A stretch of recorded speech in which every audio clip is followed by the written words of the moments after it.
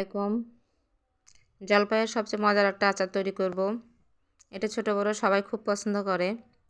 আমার পরিবারের সবাই, আমি নিজেও অনেক পছন্দ করি আচারটা। এর জন্য প্রথমে জলপাইগুলো ভালোভাবে ধুয়ে সিদ্ধ করে নিব হলুদ এবং লবণ দিয়ে।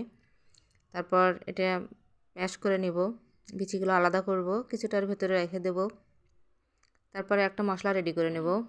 এর ভেতরে আমি পাঁচফোড়ন, ধনিয়া, গোটা জিরা, পানমরিচ, শুকনো মরিচ ইত্যাদি এবং সরিষা, এগুলো দিয়ে ভালোভাবে একটু টেলে নেব। তারপর ওটা আধা ভাঙা করে নেব। আবার এটা প্যানে তেল দিয়ে দিব, সরিষার তেল দেব অবশ্যই। তেলটা গরম হয়ে গেলে এর মধ্যে শুকনো মরিচ দিব, তারপর রসুন দিয়ে দেব এবং কিছু গরম মশলা দিয়ে দেব। দিয়ে রসুনটা একটু ব্রাউন কালার করে নিয়ে ম্যাশ করে রাখা জলপাইগুলো দিয়ে দেব, দিয়ে একটু নাড়াচাড়া করে নেব। তারপর এর মধ্যে আদা রসুন বাটা দিয়ে দেব, লবণ, হলুদ, মরিচের গুঁড়া দিয়ে দেব, দিয়ে আর একটু নাড়াচাড়া করে নেব। আচারটা অনেক সময় ধরে এবং ধৈর্য সহকারে করতে হয়, একটু সময় নিয়ে করতে হবে।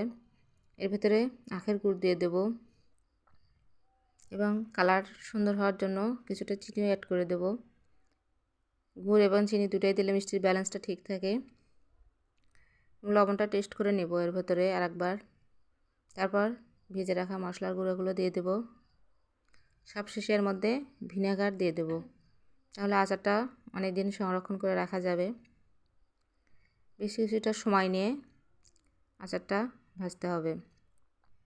তারপর বাস তৈরি হয়ে যাবে আমাদের আচার।